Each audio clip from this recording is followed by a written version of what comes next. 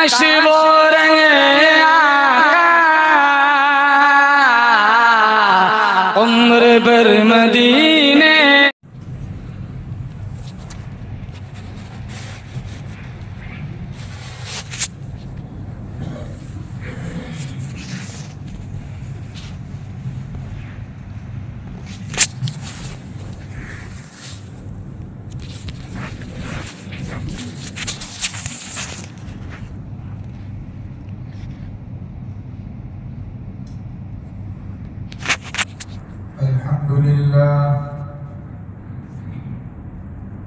الحمد لله نحمده ونستعينه ونستغفره ونتوب إليه ونعوذ بالله من شرور أنفسنا ومن سيئات أعمالنا ونعوذ بالله من شرور أنفسنا ومن سيئات أعمالنا ونعوذ بالله من شرور أنفسنا ومن سيئات أعمالنا من يهده الله فلا مضل له ومن يضلل فلا هادي له ونشهد أن لا إله إلا الله وحده لا شريك له ونشهد أن سيدنا ومولانا محمدا عبده ورسوله صلى الله تعالى عليه وعلى آله وأصحابه وبارك وسلم تسليما كثيرا كثيرا. أما بعد فقد قال الله تبارك وتعالى أعوذ بالله من الشيطان الرجيم بسم الله الرحمن الرحيم وننزل من القرآن ما هو شفاء ورحمة للمؤمنين.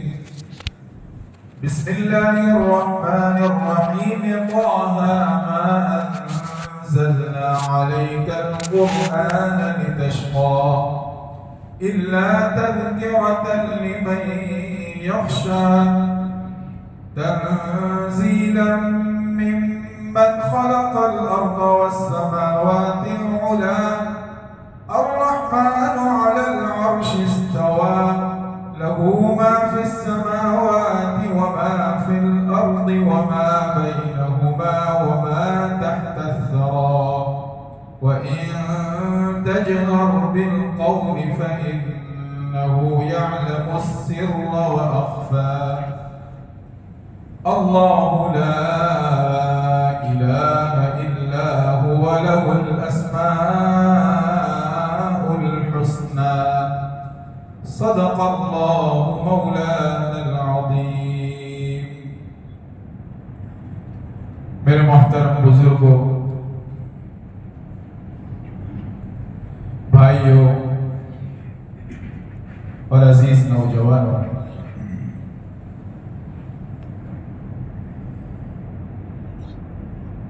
ایک مرتبہ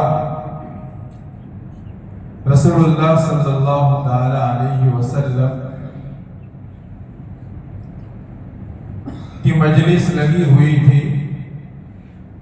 حضرات صحابہ کرام رضی اللہ تعالی عنہم اجمعین بیٹھے ہوئے تھے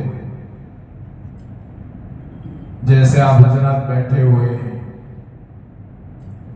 مسجد میں 3 آدمی داخل ہوئے. انہوں نے دیکھا کہ مجلس لگی ہوئی ہے. ایک شوق سے آگے بڑھا اور آگے جو جگہ خالی تھی اس جگہ پر آ کر بیٹھ گیا اور اسے پر کر دیا. اور دوسرے شخص شرما کر آخر میں جہاں جگہ تھی مجلس کے اختتام پر وہیں بیٹھ گئے. اور تیسرے نے دیکھا اور اس کے بعد چلا گیا۔ رسول اللہ صلی اللہ علیہ وسلم نے اپنی بات پوری کی اور پھر فرمایا الا اخبرکم عن النفر الثلاثہ، کیا ان 3 آدمیوں کے بارے میں تمہیں بتاؤں نہیں؟ پھر آپ نے فرمایا ان میں کا جو پہلا تھا اس کا معاملہ تو یہ ہے فَأَوَى إِلَى اللَّهِ فَأَوَاهُ اللَّهُ، اس نے تو اللہ کے پاس نفس و شیطان کے مقابلے میں پناہ مانگی تو اللہ نے اس کو پناہ دی۔ یعنی اللہ اور اس کے رسول کی بات ہو رہی تھی، دین کی بات سنائی جا رہی تھی، جگہ آگے پا کر وہ آگے جگہ میں آ کر بیٹھا تو اللہ کی پناہ میں آ گیا۔ وَأَمَّا الْآخَرُ فَاسْتَحْيَا فَاسْتَحْيَا اللَّهُ مِنْهُ، دوسرا شرمایا، یعنی واپس نہیں چلا گیا، شرم ہی میں بیٹھ گیا، تو اللہ بھی اس کو عذاب دینے سے شرمائیں گے، اس کو عذاب نہیں دیں گے، اس کو بھی نوازیں گے۔ وَأَمَّا الْآخَرُ فَأَعْرَضَ فَأَعْرَضَ اللَّهُ عَنْهُ، تیسرا کا رخ پھیر کے چلا گیا، دین کی بات نہیں سنی، تو اللہ کو بھی اس کی کوئی پرواہ نہیں ہے۔ اس لیے ایسے موقع پر ہمیں اور آپ کو چاہیے، دین کی مجلس لگی ہو، دین کی بات ہو رہی ہو، اپنے شوق سے، اپنی ہمت سے آگے بڑھنا چاہیے اور اس میں دلچسپی لینا چاہیے۔ ورنہ آج کل بہت ساری بستیوں میں ایسا دیکھنے کو مل رہا ہے کہ دھیرے دھیرے آج یہاں کل وہاں اللہ کے دین کی بات کہنے سننے کا رواج ختم ہوتا جا رہا ہے۔ پھر دھیرے دھیرے ماحول یہ بنتا ہے کہ جمعہ میں بھی نماز جلدی کر دی جاتی ہے اور بطور خاص ہمارا نوجوان طبقہ پھر اسی مسجد کا رخ کرتا ہے جس میں بیان نہیں ہوتا۔ جلدی نماز ہو گئی، دین کی کوئی بات کہنے سننے کو نہیں ملے گی اور پھر اپنے کاموں میں مست۔ حالانکہ جمعہ کے دن میں خطبہ اور نماز اور جماعت کا اہتمام ہفتے کی عید کے طور پر شریعت میں اسی لیے مشروع کیا گیا ہے، رکھا گیا ہے کہ ہفتے میں ایک دن ممبر رسول سے اللہ اور اس کے رسول کی باتیں سن کر آدمی اپنے گھر پر لے کر جائے، خود بھی اس پر عمل کرے اور اپنے گھر والوں کو بھی سنا کر اس پر عمل کروائے۔ حضرات صحابہ اور حضرات صحابیات رضی اللہ تعالیٰ عنہ اجمعین اسی لیے اتنا جلدی رسول اللہ صلی اللہ علیہ وسلم کی بات پر عمل کرتے تھے اور اہتمام کرتے تھے کہ صحابہ کی زندگی میں ہمیں اس کی جگہ جگہ مثالیں ملتی ہیں، جگہ جگہ مثالیں ملتی ہیں۔ ایک مرتبہ رسول اللہ صلی اللہ تعالی علیہ وسلم نماز سے فارغ ہو کر نکلے تو آپ نے دیکھا کہ کچھ مرد اور کچھ خواتین خلط ملط ہو کر جا رہی ہیں نماز سے فارغ ہو کر، یعنی راستے پر اس طرح چل رہی ہے کہ کچھ مرد جا رہے ہیں، پھر کچھ عورتیں ہیں، پھر کچھ مرد ہیں، پھر کچھ عورتیں ہیں، اس طرح جا رہی ہیں۔ تو آپ علیہ الصلوۃ والسلام نے زور سے آواز دی، یا معشر النساء، اے خواتین، تمہارے لیے یہ مناسب نہیں ہے کہ تم مردوں کے ساتھ مل جل کر چلو، تمہیں راستے کے کنارے پر ایک طرف کو چلنا چاہیے۔ آپ علیہ الصلوۃ والسلام کوئی بھی موقع ایسا نہ ہوتا تھا کہ حضرت صحابہ اور صحابیات کی تربیت کی کوئی بات ہو اور وہ چوک جاتے ہوں، ضرور تربیت فرماتے تھے اور ضرور سکھاتے تھے۔ چنانچہ صحابی فرماتے ہیں کہ جیسے ہی آپ نے اعلان فرمایا، ہم نے دیکھا کہ خواتین فوراً راستے کے کنارے پر ہو گئی، اور اگلی نماز کے وقت جب مسجد آئیں تو ہم نے دیکھا کہ راستے کے کنارے پر جو گھر ہوتے ہیں، گھروں کی دیوار ہیں، اس سے ایسا لگ کر چل رہی تھی کہ ان کے کپڑے دیواروں کے ساتھ رگڑ کھا گئے تھے۔ یہ عمل کا جذبہ تھا، ہر بات کو اپنے پلو پر باندھ لیتے تھے۔ مرد تو مرد، خواتین اور عورتیں بھی اللہ اور اس کے رسول کی بات کو اس طرح اپنی زندگی میں اتارتے تھے۔ آپ کی مجلس لگی ہوئی ہے، حضرات صحابہ موجود ہیں، اور ایک صحابی آئے، ایک شخص آئے، نوجوان لڑکا۔ نوجوان کے اپنے جذبات ہوتے ہیں، اور اگر کبھی غلط راہ پر چڑھ جاتا ہے تو آنکھیں بھی برباد ہو جاتی ہے، کان بھی برباد ہو جاتے ہیں، اور دھیرے دھیرے دل گندا ہو جاتا ہے، پھر شرم و حیا باقی نہیں رہتی۔ مجلس میں آ کر اس نے یہ کہا، اذن لی بالزنا یا رسول اللہ۔ مسند احمد کی حدیث ہے، اس کی اصل بخاری اور مسلم میں موجود ہے کہ اللہ کے رسول زنا کی اجازت دیجیے۔ ابو امامہ باہلی رضی اللہ تعالیٰ نے اس حدیث کو نقل فرماتے ہیں۔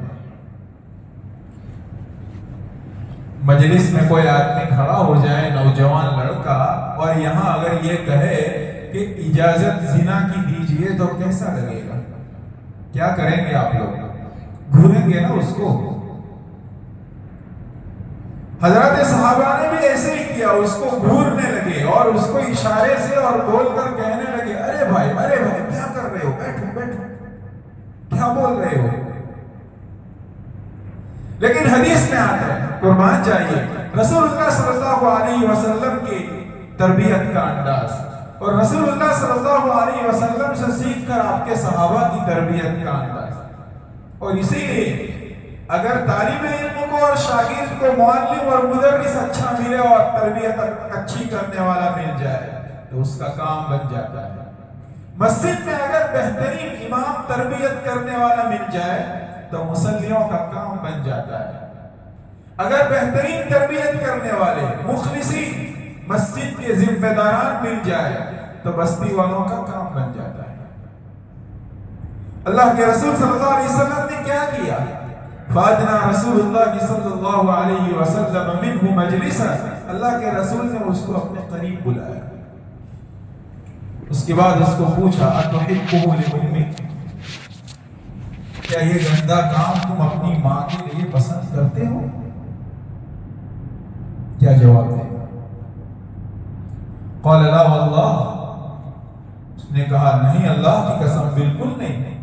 آپ نے فرمایا وَلَلنَّاسُ يُحِبُّونَهُ لِأُمَّهَاتِهِمْ، اور لوگ بھی اپنی ماں کے ساتھ یہ گندا کام پسند نہیں کرتے۔ پھر پوچھا أَتُحِبُّهُ لِأُخْتِكَ، اپنی بہن کے لیے پسند کرتے ہو؟ اس نے کہا لا واللہ، اللہ کی قسم بالکل نہیں۔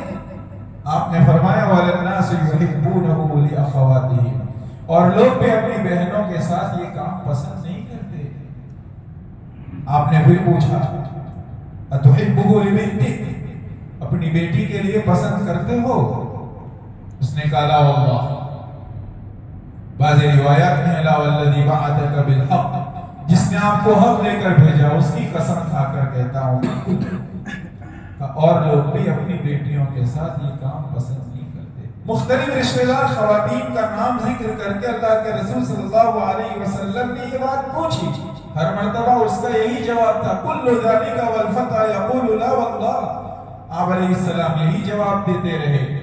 اس کے بعد حدیث میں آتا ہے، ابو امامہ فرماتے اللہ کے رسول نے اس کے سینے پر ہاتھ رکھا اور دعا کی، اللہم اغفر ذنبہ، کہ اللہ اس کے گناہ کو معاف کر دے، وطہر قلبہ، اس کے دل کو پاک کر دے، وحصن فرجہ، اور اس کی شرمگاہ کی حفاظت کرنا۔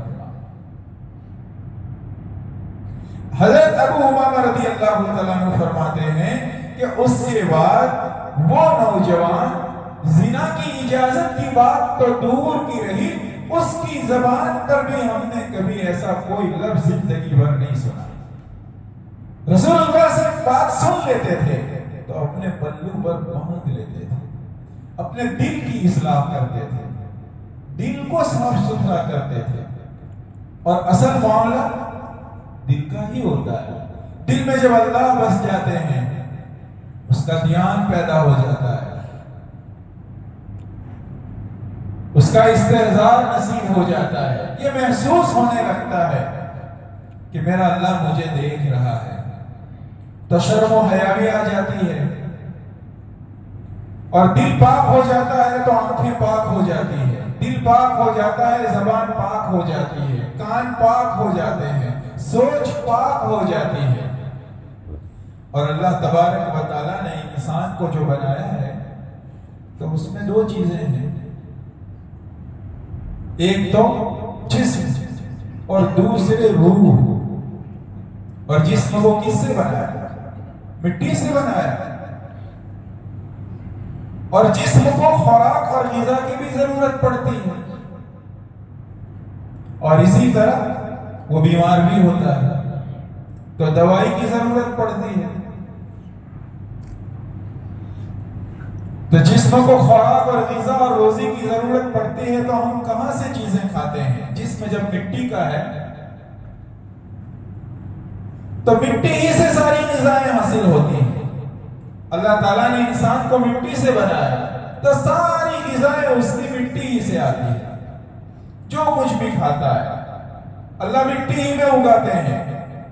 وَنَزَّلْنَا مِنَ السَّمَاءِ مَاءً مُبَارَكًا فَأَنبَتْنَا بِهِ جَنَّاتٍ وَحَبَّ الْحَصِيدِ وَالنَّخْلَ بَاسِقَاتٍ لَهَا طَلْعٌ نَضِيدٌ رِزْقًا لِلْعِبَادِ وَأَحْيَيْنَا بِهِ بَلْدَةً مَيْتًا كَذَلِكَ الْخُرُوجُ۔ اللہ تبارک و تعالیٰ فرماتے ہیں ہم نے آسمان سے برکت والا پانی برسایا، پھر اس کے ذریعے تمہارے کھانے کے لیے، روزی کے لیے غذائیں فراہم کی، نخلستان اور کھجور کے باغات لگا دیے، سبزیاں اگا دی، درخت لگا دیے، کھیتی باڑی میں اناج اور غلہ جات اگا دیے۔ تمام غذائیں زمین ہی سے حاصل ہوتی ہے، اور بیمار ہوتے ہو تو دوائیاں، چاہے ایلوپیتھی ہو، ہومیوپیتھ ہو، آیوروید ہو، جو بھی دوائی ہے جڑی بوٹیاں ہی کی بنتی ہے یا کیمیکلز کی بنتی ہے، پتھروں سے بنتی ہے، اور زمین ہی سے وہ چیزیں بنتی ہیں۔ لیکن روح کی غذا، دل کی غذا، اس لیے کہ روح کو بھی خوراک کی ضرورت پڑتی ہے، وہ بھی بیمار ہوتی ہے، اس کو بیماریاں لگتی ہیں، کفر کی بیماری، نفاق کی بیماری، شرک کی بیماری، حسد کی بیماری، کینے کی بیماری، آپس میں ایک دوسرے کی دشمناوٹ کی بیماری، میں اس کو گراؤں وہ اس کو گرائے، یہ آگے نہ بڑھ جائے وہ آگے نہ بڑھ جائے، یہ حسد کی اور کینے کی بیماری روح کو لگتی ہے۔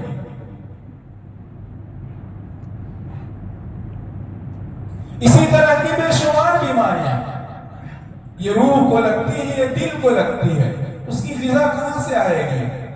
جہاں کی روح ہے۔ روح کہاں کی ہے؟ روح عالم بالا کی چیز ہے۔ یسألونک عن الروح قل الروح من امر ربی، یہ آپ سے پوچھتے ہیں کہ یہ روح کیا ہے، آپ بتا دیجئے کہ یہ میرے رب کا حکم ہے۔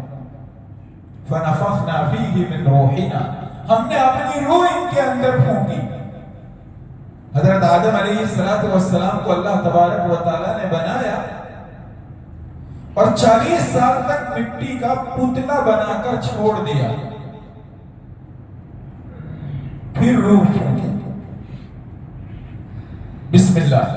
هل أتى على الإنسان حين من الدهر لم يكن شيئا مذكورا۔ یہ انسان آدم علیہ السلام، اور یہ حین من الدہر 40 سال قابل ذکر نہیں تھے، بین الروح والجسد تھے، یعنی انسان کا جسم آدم کا بن چکا تھا اور ابھی روح نہیں پھونکی گئی تھی. پھر جب روح پھونک دی گئی تو وہ انسان بن کر نمودار ہوئے اور وہ ذکر کے قابل ہوئے، قابل تذکرہ ہو گئے. تو یہ عالم بالا کی چیز ہے. تو اس کی غذا اور اس کی بیماریوں کا علاج یہ بھی کس سے آئے گا؟ عالم بالا ہی سے آئے گا. وہ کیا چیز ہے؟ وہ وحی ہے. اس وحی کی یہ ضرورت ہے.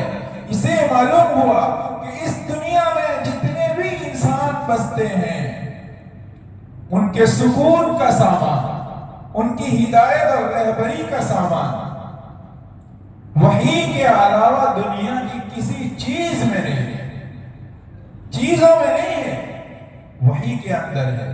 اور وحی دو طرح کی ہے، ایک تو قرآن اور دوسرے حدیث. اور اسی لیے اللہ تبارک و تعالیٰ نے حضرت انبیاء علیہ السلام کا سلسلہ جاری فرمایا تاکہ حضرت انبیاء کے ذریعے اللہ کی کتاب رہبری کے لیے انسانوں تک جائے اور انبیاء علیہ السلام کا نمونہ ان کے سامنے آئے.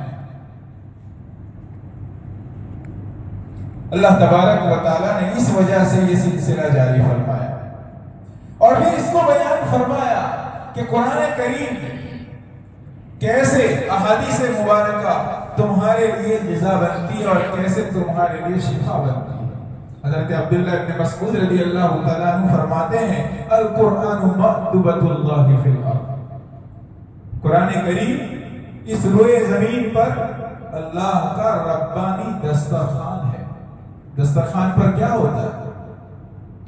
دسترخوان پر غذائیں ہوتی ہے، پکوان ہوتے ہیں، طرح طرح کی چیزیں ہوتی ہے جو گھر پر بناتے ہیں، مہمان کا اکرام کرتے ہیں، اعزاز کرتے ہیں اور اس کو کھلاتے ہیں. طرح طرح کی چیزیں. قرآن کریم بھی ربانی دسترخوان ہے. جتنی بھی قرآن کی صورتیں ہیں، جتنی بھی آیتیں ہیں، ہر ایک کا ذائقہ الگ، مزہ الگ، لطف الگ. اس کو پڑھو گے تو اس صورت کو سننے کا ذائقہ الگ، یہ کانوں میں الگ رس گھول دیتی ہے، یہ الگ رس گھول دیتی ہے. اسی طریقے سے معانی کے اعتبار سے یہ الگ، وہ الگ. یہ دسترخوان ہے. اور یہی فائدہ ہے درس قرآن کا، یہی فائدہ ہے درس حدیث کا کہ پوری شریعت ہمارے سامنے آتی ہے اور اسی لیے ہمیں اس سے وابستہ رہنے کے لیے کہا گیا ہے تاکہ ہماری روح کی غذا کا سامان ہوتا رہے. اور بیماریاں لگتی ہیں وہ اللہ تعالیٰ نے خود فرمایا قرآن کریم میں وَنُنَزِّلُ مِنَ الْقُرْآنِ مَا هُوَ شِفَاءٌ وَرَحْمَةٌ لِّلْمُؤْمِنِينَ. اور ہم اتاریں گے وہ چیز جو کہ تمہاری بیماریوں کی شفا بنے گی. اور وہ کیا ہے؟ من القرآن. بیان کو پہلے کر دیا، یعنی وہ قرآن کریم ہے. اس کی اہمیت کے پیش نظر اس کو پہلے بیان کیا من القرآن، پھر کہا ما هو شفا، یعنی قرآن شفا ہے. قرآن کو پہلے کہا کہ اس کے علاوہ شفا کی کوئی چیز اس دنیا میں نہیں ہے جو روح کو شفا دے سکے. اس کے علاوہ کوئی چیز نہیں. اسی کے ذریعے روح کو شفا ملتی ہے، اسی کے ذریعے آدمی کو سکون میسر آتا ہے. اسی وجہ سے بخاری شریف کی روایت ہے، حضرت اسید بن حضیر رضی اللہ تعالیٰ عنہ کے باب میں آتا ہے کہ وہ اپنے گھر کے باڑے میں تلاوت کر رہے تھے. دیکھو صاف ستھرا دل جب ہو جاتا ہے تو اللہ تعالیٰ کیسی نوازش فرماتے ہیں. وہ اپنے گھر کے باڑے میں قرآن کی تلاوت کر رہے تھے. یہ تھے صحابہ. ہم کتنی تلاوت کرتے ہیں؟ کیا ہمارے گھر کے باڑے، ہمارے گھر کے صحن گونجتے ہیں قرآن کریم کی تلاوت سے؟ نہیں گونجتے. وہ تلاوت کر رہے تھے، گھوڑا بندھا ہوا ہے، ایک طرف ان کا چھوٹا بیٹا یحییٰ لیٹا ہوا ہے ذرا سا. وہ تلاوت کر رہے ہیں. سورہ کہف کی تلاوت جاری تھی. ایک دم سے گھوڑے نے پیر پچھاڑا، ان کی نگاہ اٹھی، دیکھا کہ ایک قندیل، فانوس، لالٹین روشنی اتر رہی ہے، نگاہ پڑی تو نظر آنا بند ہو گیا۔ پھر پڑھنا شروع کیا کہ پتہ نہیں کیا ہوگا۔ پھر گھوڑے نے پیر پچھاڑا، وہ بھٹک رہا تھا روشنی کو دیکھ کر، پھر نگاہ اٹھی، وہ روشنی اور نیچے آ رہی تھی فانوس کی طرح، پھر دیکھتے رہے، پھر نظر آنا بند ہوا، پھر پڑھنے لگے۔ اتنی مرتبہ گھوڑے نے پیر پچھاڑا اتنی زور سے کہ ان کو یہ ڈر لگا کہ کہیں بچے کے اوپر پیر نہ رکھ دے۔ نگاہ اٹھی، دیکھا وہ بالکل قریب فانوس آ گیا ہے، روشنی نزدیک قریب آ گئی ہے، نزدیک آ گئی ہے۔ جلدی جلدی اٹھے، اپنے بیٹے کو گھر میں دیا اور تلاوت بند کر کے گھر میں چلے گئے کہ پتہ نہیں کیا ہو رہا ہے۔ صبح میں اللہ کے رسول صلی اللہ علیہ وسلم کی مجلس میں حاضر ہوئے تو کہا یا رسول اللہ آج تو یہ واقعہ پیش آیا کہ اسید وہ اللہ کا فرشتہ تھا، تمہاری تلاوت سننے کے لیے تمہارے قریب آ گیا، اگر تم تلاوت کرتے رہتے تو تمہارے پاس آ کر تمہارا مصافحہ کرتا۔ یہ دل کی صفائی، صاف ستھرا دل، اللہ کے علاوہ کسی کی محبت نہیں، اللہ کے علاوہ کسی کا خوف نہیں۔ جب دل کے تار اللہ سے لگتے ہیں تو پھر اس کی عبادت میں مزہ آنے لگتا ہے۔ پھر موبائل کی گندگی میں مزہ نہیں آتا، پھر یہ چینل، وہ چینل، یہ ایپیسوڈ، وہ ایپیسوڈ، پھر اس میں مزہ نہیں آتا۔ اسی لیے کہتے ہیں دھیرے دھیرے قرآن کی طرف آؤ، دھیرے دھیرے حدیث کی طرف آؤ، ذرا آہستہ آہستہ ادھر رجحان پیدا کر، ہر دم اللہ اللہ کر، نور سے اپنا سینہ بھر، ہر دم اللہ اللہ کر، نور سے اپنا سینہ بھر، جیے تو اس کا ہو کر جی، مرے تو اس کا ہو کر مر۔ جب آدمی دل میں اللہ کی محبت پیدا کر لیتا ہے، قرآن سے وابستہ ہو جاتا ہے، رسول اللہ صلی اللہ علیہ وسلم سے وابستہ ہو جاتا ہے، پھر اس کے بعد جب مرے گا اور قبر کی پہلی رات ہوگی، اللہ تعالیٰ اس کے استقبال کے لیے آئیں گے اور وہ اعمال کیے ہوں گے جو اعمال قبر میں کام آنے والے ہیں، اس کے دائیں، اس کے بائیں، اس کی پائنٹی پر کھڑے ہو کر اس کو بچانے والے ہیں، اور ہمیشہ ہمیش کی زندگی آدمی گزارنے والا ہے، اس میں وہ اعمال ہی کام آنے والے ہیں۔ کیا ہم فضائل اعمال میں نہیں سنتے کہ مرنے والا مرتا ہے اور اس نے دیکھا کہ خوبصورت انسان کھڑا ہے تو کہا تم کون؟ تو کہا میں تمہارا وہ عمل صالح ہوں جس کا تو اہتمام کرتا تھا۔ تو ہمیشہ ہمیش کی زندگی میں پھر کیسا مزہ آئے گا، کیسا مزہ آئے گا؟ یہ قرآن سے وابستگی کی بدولت ملتا ہے، رسول اللہ صلی اللہ علیہ وسلم کی بتائی ہوئی زندگی سے وابستگی کی بدولت ملتا ہے۔ اس لیے ضرورت ہے اس بات کی کہ ہم اس بات کا اہتمام کریں کہ اپنی زندگی کو، اپنے گھر والوں کو، اپنی اولاد کو، ان کی تربیت کا اہتمام کریں۔ حضرت رسول پاک علیہ الصلوۃ والسلام حضرت صحابہ کرام رضی اللہ تعالیٰ عنہ اجمعین کو جو تربیت دیتے تھے، ان کو جو سکھاتے تھے، اس سے ہم اپنی زندگی میں سبق لیں۔ عبداللہ ابن مسعود رضی اللہ تعالیٰ عنہ کے باب میں آتا ہے، دیکھیے ہمارے آپ کے اندر، ہماری اولاد میں، ہمارے آس پاس رہنے والوں میں صفات ہوتی ہے، متوجہ ہو کر اس کو اجاگر کرنے کی ضرورت ہوتی ہے۔ حضرت رسول پاک علیہ السلام اور صدیق اکبر رضی اللہ تعالیٰ عنہ چلچلاتی دھوپ میں مکہ مکرمہ میں باہر تشریف لے گئے، دیکھا کہ ایک نوجوان لڑکا ہے، چھریرا بدن ہے، دبلا پتلا سا، بکریاں چرا رہا ہے یا اونٹ چرا رہا ہے۔ اس سے پوچھا کہ دودھ پلاؤ گے؟ یہ عبداللہ ابن مسعود تھے، ابھی ایمان نہیں لائے تھے، تو انہوں نے کہا کہ میں بکریوں کا مالک نہیں ہوں، اس لیے میں دودھ نہیں پلا سکتا۔ آپ علیہ السلام اور صدیق اکبر نے ایک دوسرے کو دیکھا کہ اس لڑکے میں صفت ہے امانت کی۔ پھر کیا ہوا؟ رسول اللہ صلی اللہ علیہ وسلم نے پوچھا کوئی ایسی بکری ہے جس کے دودھ ہی نہ آتا ہو؟ کہاں ایسی ہے؟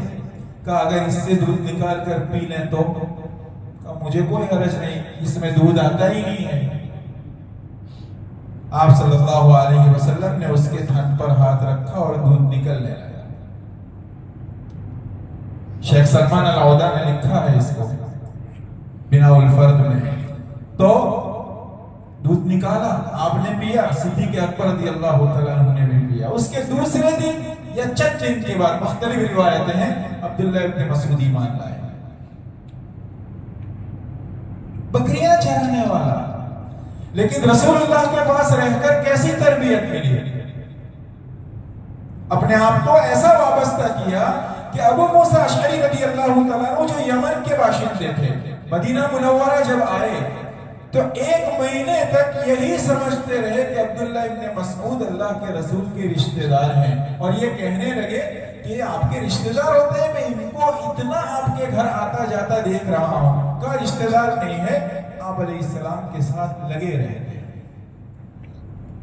فرماتے ہیں میں نے اللہ کے رسول سے 70 صورتیں 70 آپ سے فیس ٹو فیس سیکھی ہیں۔ ایسی تربیت۔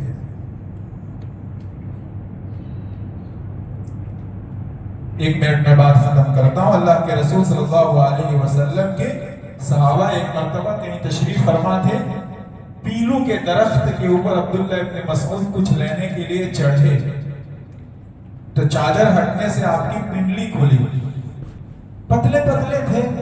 صحابہ آپس میں دوست احباب تھے، مزاح بھی کر لیتے تھے تو ہنسنے لگے کہ کتنی پتلی پنڈلی ہے۔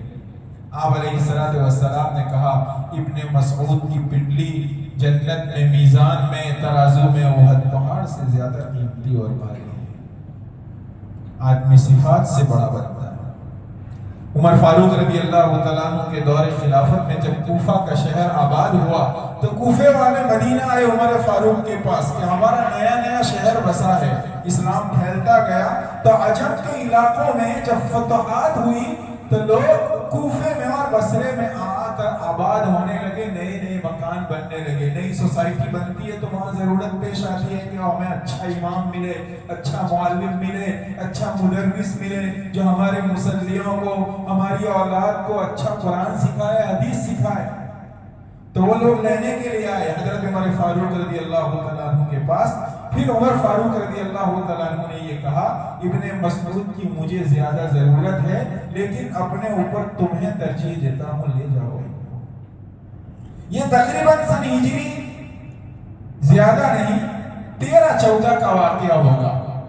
اس کے بعد 30-32 تک حضرت عبداللہ ابن مسعود نے وہاں کام کیا، اس کے بعد ان کا انتقال ہو گیا۔ سن 36 ہجری میں جب حضرت علی رضی اللہ تعالیٰ عنہ خلیفہ بن کر کوفہ تشریف لے گئے، کوفے کے بازار دیکھے، کوفے کی مسجد دیکھی، لوگوں سے ملے اور دیکھا تو کہنے لگے اللہ ابن مسعود پر رحم کرے، کوفہ کو قرآن اور حدیث سے بھر دیا ہے۔ اللہ تبارک و تعالی ہمیں، ہماری اولاد کو، ہماری نسلوں کو قرآن سے، حدیث سے وابستہ فرمائے اور دین سے ہمیں حظ وافر نصیب فرمائے۔ وآخر دعوانا